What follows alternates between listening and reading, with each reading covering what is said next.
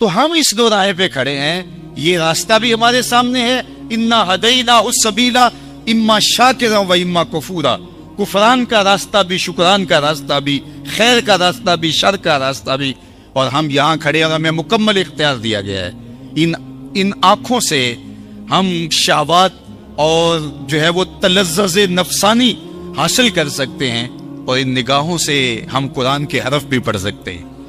ہماری آنکھوں کو کوئی نہیں روکتا، اس زبان سے تلاوت کلام بھی ہو سکتی ہے، اس زبان سے گالی گلوچ بھی کیا جا سکتا ہے، کوئی روکنے والا نہیں ہے ہمیں۔ ان ہاتھوں سے ہم کسی دکھیے کے سر پہ ہاتھ بھی رکھ کے، کسی یتیم کے سر پہ شفقت کا ہاتھ رکھ کے اس کی ڈھارس بھی بنا سکتے ہیں، اور ان ہاتھوں کو جبر کا ہاتھ بنا کے کسی کا حق بھی غصب کر سکتے ہیں، ہمیں کوئی روکنے والا نہیں ہے۔ ان اٹھتے ہوئے قدموں سے ہم مسجد کا راستہ بھی دیکھ سکتے ہیں، اور شراب خانے کو بھی انہی قدموں سے اٹھ کے ہم جا سکتے ہیں، ہمیں کوئی روکنے والا نہیں ہے۔ لیکن ہمیں بتا دیا گیا ہے، کوئی امر مخفی نہیں رکھا گیا، ہمیں ایک ایک چیز بتا دی گئی، اس کا انجام کیا ہے، اس کا انجام کیا ہے۔ یہ راستہ جو تمہیں سہل سہل دکھائی دے رہا ہے، جس میں تلذذ نفس ہے، جس میں تمہیں راحت مل رہی ہے، جس سے تمہیں قرار مل رہا ہے، تو اس کا نتیجہ یہ ہے، اور یہ تمہیں جو کٹھن لگتا ہے، اس کا نتیجہ یہ ہے۔ لیکن منزل پانے کے لیے تمہیں کٹھن راہ تو اختیار کرنا ہی پڑے گا، مشکل راستہ تو تمہیں اختیار کرنا ہی پڑے گا۔ ام حسبتم ان تدخلوا الجنہ، کیا تم سمجھتے ہو کہ جنت میں یوں ہی چلے جاؤ گے؟ فرمایا تم سے قبل جن لوگوں نے جنت کا راستہ اختیار کیا، مستہم الباساء والضراء وزلزلوا، انہیں مشکلوں کی بھٹی میں ڈالا گیا، آزمائشوں میں مبتلا کیا گیا، انہیں جھنجھوڑ کے رکھ دیا گیا، حتیٰ کہ وقت کا نبی بھی پکار اٹھا، متی نصر اللہ، مالک تیری مدد کب آئے گی؟ پھر ہم نے کہا بس ہماری مدد آیا جا رہی ہے۔ تو اس منزل تک پہنچنے کے لیے راستے میں طائف بھی آئے گا، بدر بھی آئے گا، احد بھی، خندق بھی، اور تبوک بھی آئے گا۔ یہ مشکل کٹھن راہوں سے گزر کے تم آسانی ڈائریکٹ مدینے نہیں پہنچو گے، راستے میں مکی کی گلیاں بھی آئیں گے، تو یہ تمہیں سہنا پڑے گا، اپنے نفس پہ جبر کرنا پڑے گا، مشکل حالات سے گزرنا پڑے گا، حالات کے آبلوں سے اپنے پاؤں کو، اپنے جو ہے وہ کانٹوں کو اپنے آبلوں سے سراب کرنا پڑے گا۔ ان دکھوں سے گزر کے تم منزل آشنا ہوگے، یہ نہیں ہو سکتا ہے۔ تو یہ تمہارے لیے تمہارے رب نے یہ دنیا کے زندگی کا اسلوب رکھا۔ حضرت ابراہیم کی زندگی دیکھ لیجئے، کن کن آزمائشوں سے اللہ تعالیٰ نے ان کو آزمایا۔ سب سے پہلے کیا وہ شعوری طور پہ باطل کی نفی کرتے ہیں؟ انہوں نے کہا کہ میں ان بتوں کی پوجا نہیں کر سکتا، اللہ اکبر۔ پھر اس کے بعد جبر کے خلاف کھڑے ہوتے ہیں، کہا نہیں کھڑا ہو سکتا، نمرود کے سامنے کھڑے ہو گئے۔ پھر کہا کہ اب ہم امتحان لیتے ہیں کہ کیا وطن چھوڑتے ہیں اللہ کے لیے؟ وطن چھوڑنے کے لیے تیار ہو گئے، وادی غیر ذی زرع میں اپنی اور اپنی اولاد کو چھوڑ دیا۔ پھر اتنا مشکل امتحان ڈالا گیا ان پر، اگر کو ہمالیہ پہ بھی ڈالا جاتا اس کا بھی پتا پانی ہو جاتا۔ کہا کہ اب اپنی سب سے قیمتی چیز کی گردن پہ چھری رکھ دو، سب سے قیمتی چیز میری راہ میں ذبح کر دو، اور پھر بیٹے کی گردن پہ چھری رکھ دیتے ہیں۔ یہ تماشا لب بام تھوڑا ہے، اللہ اکبر۔ ہمارے ایک بزرگ فرمایا کرتے تھے کہ ہر بندے کا ایک اسماعیل ہوتا ہے، جب تک وہ اپنے اسماعیل کی گردن پہ چھری نہ رکھے رب کا قرب نہیں ملتا ہے۔ وہ دیکھے اس کا اسماعیل کون ہے، کائنات کی کون سی محبوب ترین چیز ہے جو اپنے رب کے لیے وہ چھوڑتا ہے۔ اور اگر کہا جائے تو کیا وہ واقعتاً عملاً چھوڑنے کے لیے تیار ہے؟ اللہ یہ دنیا ہم سے چھڑانا نہیں چاہتا، ہمارا امتحان لینا چاہتا ہے۔ کہا بس کر ابراہیم، تیرا امتحان پورا ہو گیا، تو نے واقعی خواب پورا کر دکھایا۔ ہم نے تیرے بیٹے کو تجھ سے نہیں لینا تھا، اللہ اکبر، لیکن تیرا امتحان لینا تھا، تو سرخرو ٹھہرا، تو کامیاب ٹھہرا۔ اب ہم تیرے نشانوں کو باقی رکھیں گے قیامت تک، اللہ اکبر، تیری سنت کو باقی رکھیں گے۔ آج ہم گزرتے رستے میں آ رہے ہیں، اور اللہ نے قرآن مجید میں آگے جا کر اِنَّ هَٰذَا لَهُوَ الْبَلَاءُ الْمُبِينُ، یہ بہت بڑا امتحان تھا، اور آگے چل کے کیا کہا؟ سلام علی ابراہیم، میرا رب ہو گیا، ابراہیم تیرے اوپر سلامتی نازل۔ تو یہ ہم سڑکوں سے گزرتے ہیں، جانور لوگ لیے جا رہے ہیں، ایک ہجوم ہے، تو بے ساختہ زبان سے نکلتا ہے سلام علی ابراہیم، ابراہیم تیرے اوپر سلامتی نازل ہو۔ تو نے بھی حد کر دی، قربانی دینے کی، ایثار کی، اللہ کے لیے سب کچھ چھوڑنے کی اور ترک کرنے کی، تو پھر ہم نے بھی جو تجھے اعزاز دیا، قیامت تک جو ہے وہ تیرے نام کے میلے لگے رہیں گے۔ تو صوفیاء نے بھی اپنے نفس کی گردن پہ چھری پھیری، اپنی خواہشات کو ذبح کیا، سب کچھ ہونے کے باوجود ترک کیا۔ ان کا فقر جو ہے وہ اضطراری نہیں تھا، ان کا فقر اختیاری تھا، اور یہ فقر اختیاری حضور کی میراث ہے۔ اللہ محبوب سے کہتے ہیں محبوب اگر تم چاہو تو یہ فتح مکہ سونے اور چاندی کا بنا دے. جو جواب میں عرض گزار ہوتے ہیں مالک ایک دن فاقہ ملے ایک دن کھانا ملے. جس دن فاقہ ملے صبر کر کے دکھاؤں اور جس دن کھانا ملے مالک اس دن تیرا شکر کروں. تو اختیار ہونے کے باوجود اس کو جو ہے وہ حضور نے اختیار فرمایا. تو صوفیاء نے بھی جو ہے وہ اس زندگی کو اختیار کر کے اپنے لیے ایک سادہ اور ایک مشکل زندگی کا راستہ اختیار کر کے اپنے نفس پہ جبر کیا. پھر میرے رب نے کہا کہ میں پھر تمہیں اب مرنے نہیں دوں گا, تمہیں حیات طیبہ دوں گا. پھر آئیے اقبال کے اس شعر کی طرف. فطرت ہستی شہید آرزو رہتی نہ ہو, خوب تر پہ کر کی اس کو جستجو رہتی نہ ہو. موت کو سمجھا ہے غافل اختتام زندگی, یہ ہے شام زندگی صبح دوام زندگی. فلا نحیینہ حیاتا طیبہ, کہا کہ ہم ان کو حیات طیبہ دیتے ہیں پھر ان کو مرنے نہیں دیتے. عرش فرشتے بانگا ملیاں تے مکے پہ گیا شور, بلے شاہ سا مرنا نہ ہی گور پیا کوئی ہو. فلا نحیینہ حیاتا طیبہ, ہمیں ستھری زندگی پاکیزہ زندگی نہ ختم ہونے والی زندگی انہیں دیتے ہیں. وہ پھر مر کے بھی جو ہے وہ زندہ ہوتے ہیں, اور جو اللہ جل شانہ کے وعدوں پر صبر نہیں کر پاتے وہ زندہ رہ کر بھی مردوں کی طرح ہوتے ہیں. تو میں اور آپ نے یہ سوچنا ہے. دیکھیے صوفیاء کی زندگی ہمارے لیے عملی نمونہ ہوتا ہے. میں تو اکثر دیکھتا ہوں آراس پہ عمومی طور پہ بزرگوں کی کرامات پر ہی زیادہ بات ہوتی ہے. میں کرامات کا منکر نہیں ہوں, یہ بات ذہن میں رکھیے. کرامت کا من حیث الکرامت انکار کفر ہے. وہ کرامات جن کا بیان قرآن مجید میں مذکور ہے اس کا انکار بھی کفر ہے. جیسے آصف بن برقی اگر تخت بلقیس لانا ہے, سیدہ مریم کے حجرے میں بے موسم پھلوں کا موجود ہونا ہے, قرآن کا انکار لازم آئے گا.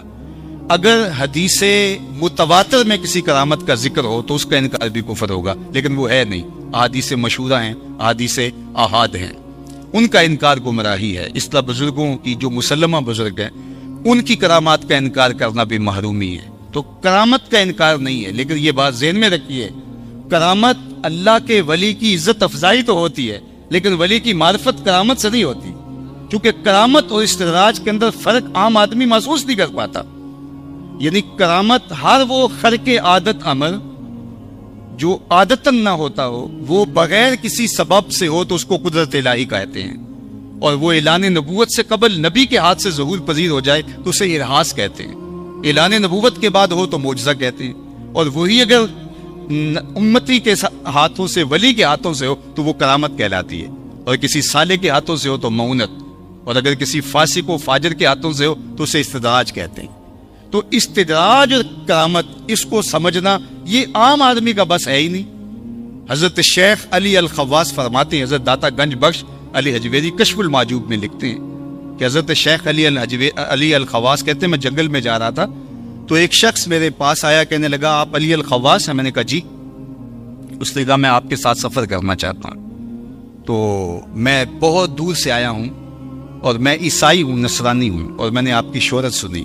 تو کہتے ہیں میں نے اس کو ٹالنا چاہا, میں نے کہا میرے ساتھ تم برداشت نہیں کر پاؤ گے. اس نے کہا نہیں جناب مجھے محروم نہ رکھیے, بڑا لمبا سفر کاٹ کے آیا ہوں. آپ نے کہا کہ میری شرط یہ ہے کہ آپ کو پھر میرے ساتھ صبر کرنا ہوگا. اس نے کہا مجھے منظور ہے. 8 دن چلتے رہے, کچھ کھانے کو کبھی میسر ہوتا کبھی نہ.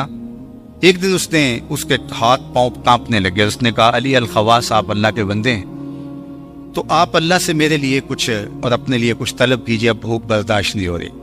میں نے کہا تھا برداشت کرو, کہا بے بس ہو گیا ہوں کیا کروں. کہتے ہیں میں نے سجدے میں سر رکھ دیا. باب الکرامات کشف المعجوب دیکھیے, سجدے میں سر رکھ دیا اور مالک کی بارگاہ میں عرض کیا مالک اس کافر کے سامنے مجھے رسوا نہ کرنا. آسمان سے ایک طبق اترا جس پر 2 پیالے شربت کے اور 2 روٹیاں تھیں. میں نے کہا کل کھائیے. تو اس نے ایک پیالہ لے لیا, ایک روٹی اور ایک میں نے. پھر سفر شروع ہوا. 8 دن کے بعد دوبارہ اس کی وہی حالت ہوئی. میں نے کہا کہ اللہ نے اس نے لاج رکھ لی تھی, روز کیفیت ایک جیسی نہیں ہوتی, تو آج پھر یہ مجھے آزمائے تو میں اس پہ ہی ڈالتا ہوں. میں نے کہا تو بھی عیسائیوں کا بہت بڑا پیر پادری ہے, آج تیری باری. اس نے سجدے میں سر رکھ دیا. تھوڑی دیر کے بعد آسمان سے طبق اترا جس پر 4 روٹیاں تھیں اور 4 پیالے شربت کے تھے. اس نے کہا کل یا شیخ. میں نے کہا میں نہیں کھاؤں گا, چونکہ تو عیسائی ہے اور یہ کرامت ہو نہیں سکتی, استدراج کا کھانا میرے لیے جائز نہیں ہے. تو اس نے کہا کل یا شیخ, شیخ کھائیے اور مجھ سے 2 مبارکیں بھی وصول کیجیے. میں نے کہا کیا؟ اس نے کہا، میں نے سجدے میں سر رکھ کے کہا، اللہ اگر اسلام سچا دین ہے تو 2 شربت کے پیالے اور 2 روٹیاں بیچ دے، اور اگر علی الخواص واقعہ تیرا ولی ہے تو 2 پیالے اور 2 جو ہے وہ روٹیاں اس کے صدقے سے بیچ دے۔ تو یہ 4 پیالے اور 4 روٹیاں ہیں، تو اس کا مطلب اسلام بھی سچا ہے اور آپ بھی اللہ کے ولی ہیں، اور آپ ہاتھ بڑھائیے اور مجھے اسلام میں داخل۔ اب اس پر جو بات سمجھنے کی ہے، حضرت داتا صاحب نے جس پہ گفتگو کرتے ہوئے کہا، فرماتے ہیں کہ علی الخواص جیسا بزرگ یہاں کہتا ہے کہ اب یہ جو ہے استدراج ہے یا کرامت ہے؟ اللہ اکبر! تو کہا یہ بہت باریک فرق ہے، اس کو ہر بندہ محسوس نہیں کر سکتا، تو میں اور میرے اور آپ کے لیے یہ معیار ہی نہیں ہے۔ یہ ولیوں کی تکریم ضرور ہے اور برحق کا انکار کفر ہے، لیکن یہ معرفت کا ذریعہ نہیں ہے۔ معرفت کا ذریعہ قرآن نے دوسرے مقام پہ بیان فرمایا، الذین آمنوا وکانوا یتقون۔ امام غزالی نے، امام رازی نے یہ فرمایا، قوت نظریہ اور قوت عملیہ یہ جتنی مضبوط ہوگی، بڑی اونچی ہوگی، اس قدر ہی جو ہے وہ اللہ کا بڑا ولی ہوگا، اور پھر اس کا نظریہ بھی اتنا مضبوط ہوگا، اور پھر اس حساب سے اس کے منصب کے اعتبار سے اس کے تقوی کا معیار بھی اس کے مطابق ہوگا۔ عام مومن کے لیے تو فرمایا گیا بالخصوص قرب قیامت میں کہ 10 کے 10ویں حصے پر بھی عمل کر لیا تو کافی ہو جائے گا، لیکن ان لوگوں کا جو خواص ہیں تو ظاہر ہے کہ ان لوگوں کا جو ہے وہ امتحان بھی اتنا بڑا ہوگا۔ حضرت امام محمد بن حنبل بیٹھے تھے تو ایک خاتون آئی، کہا حضرت ایک مسئلہ پوچھنا چاہتی ہوں۔ کہا پوچھئے۔ کہا میں سوت کاٹتی ہوں اور بازار میں بیچتی ہوں، کبھی کبھی بادشاہ کی سواری گزرتی ہے اور اس کے ساتھ سونے کی شمع لیے ہوئے خدام بھی ساتھ ساتھ ہوتے ہیں، تو میں نے اس روشنی کے اندر میں بھی سوت کاٹ لیتی ہوں، مجھے بتائیے میرے لیے وہ جائز ہے؟ تو امام احمد بن حنبل کہنے لگے، خاتون اپنا تعارف کرواؤ، تم کون ہو؟ اس نے کہا حضرت سائل کی ذات نہیں پوچھی جاتی، مسئلہ ہے جو ہے بھی بتا دیجئے۔ کہا بعض مسائل ایسے ہوتے ہیں سائل کی حیثیت سے مسئلے کی نوعیت بدلتی ہے، تمہیں بتانا پڑے گا تم کون۔ اس نے کہا میں بشر حافی کی ہمشیرہ ہوں۔ فرمایا خاتون تمہارے لیے جائز نہیں ہے۔ تو جتنا مرتبہ اونچا ہوگا اس حساب سے اس کے تقوی کا معیار بھی وہی ہوگا۔ اعلیٰ حضرت امام اہل محبت امام شاہ احمد رضا خان فاضل بریلوی علیہ رحمہ ایک دعوت پہ گئے، تو انہوں نے جو ہے وہ مختلف چیزیں رکھی، تو تھوڑا سا شوربہ بھی تھا اس میں، تو آپ نے شوربے کا گھونٹ لیا اور اتنا لذیذ تھا، جی چاہا کہ یہ شوربہ پی لوں۔ صاحب خانہ کو بلایا، کہا اگر اجازت دو تو یہ شوربہ پی سکتا ہوں؟ اس نے کہا کہ حضرت یہ سب کچھ آپ کے لیے۔ فرمایا نہیں، شوربے کا عرف مشروب نہیں معقول ہے، یعنی جو صاحب دعوت شوربہ رکھتا ہے یہ بطور سالن رکھتا ہے، بطور مشروب پینے کے لیے نہیں رکھتا، تو میں چونکہ عرف سے ہٹنے لگا ہوں تو مجھے آپ سے اجازت لینا پڑے، چونکہ اگر میرے دیکھا دیکھی سب عرف سے ہٹ جائے تو شوربہ تو اس حساب سے تیار ہی نہیں ہوتا، تو اس لیے آپ کو شرمندگی ہوگی۔ اللہ اکبر! میں اور آپ اپنے رویے دیکھیں، اپنا طرز زندگی دیکھیں، ہمارے بزرگ جن کا آج نام ہے ان کی احتیاطیں دیکھیں۔ امام اعظم ابو حنیفہ علیہ رحمہ یہ تھے بزرگ، یہ تھی ولایت، یہ تھے صوفیاء۔ آپ نے کسی سے قرض لینا ہے، دروازے پہ دستک دی، پیچھے آ کے دھوپ میں کھڑے ہو گئے، کسی نے کہا حضرت سایہ دیوار کا پڑ رہا ہے تو آپ یہاں رک کے انتظار کیجئے صاحب خانہ کا۔ کہا جس سے قرض لینا ہو اس سے نفع لینا ہی تو سود ہوتا ہے، میں اس کی دیوار کے سائے کا نفع بھی نہیں لینا چاہتا۔ تو یہ تھے وہ صوفیاء۔ اور میں سویر سے لے کر شام تک اپنی زندگی دیکھوں کہ میں جو ہے وہ اپنی ذات کا، اپنے ساتھ جڑے ہوئے دین کا، اپنے ساتھ جڑی ہوئی طریقت کا، اپنے ساتھ جڑی ہوئی سیاست کا، اپنے ساتھ جڑے ہوئے دوستوں کا کیسے نفع اٹھاتا ہوں اور زندگی ہماری کیسی چل رہی ہے۔ تو صوفیاء ہمیں یہ بتاتے ہیں کہ اپنی زندگی کو احتیاط کے ساتھ، اپنی زندگی کو پورے حزم کے ساتھ گزارو، یہ تمہاری خاموشی جب مؤثر ہو جائے گی تو پھر تمہاری تقریر بھی مؤثر ہو جائے گی۔ تو اس لیے وہی بات جہاں سے شروع ہوئی بات وہاں آ کے ختم ہوتی ہے کہ جس شخص کی خاموشی نفع نہیں دیتی اس کی تقریر بھی نفع نہیں دیتی۔ ہمارے بزرگوں کی خاموشیوں نے تبلیغ کی ہے اور ہماری تقریریں بے اثر ہو کے رہ گئی ہیں۔ اس لیے اقبال نے ایک موقع پہ تو پھر آخر میں یہی کہا، خاموشی گفتگو میری، بے زبانی ہے زباں میری۔ اور سیدنا علی المرتضیٰ نے فرمایا جب عقل کامل ہو جاتی ہے پھر گفتگو کم ہو جاتی ہے، ظاہر ہے پھر انسان کا کردار بولتا ہے، انسان کا رویہ بولتا ہے، اور ہمارے اسلاف نے یہی کیا اور ان کی نظریں اٹھی اور 99 لاکھ کافروں کو کلمہ توحید پڑھا دیا۔ اور ہماری چینلوں پہ پھیلی ہوئی اور مختلف ذرائع سے پھیلی ہوئی تقریریں کانوں کے تلذذ کے علاوہ کچھ باقی نہ بچا، اس لیے کہ اس کے پیچھے جو ہے وہ ہمارے کردار کا زور نہ رہا۔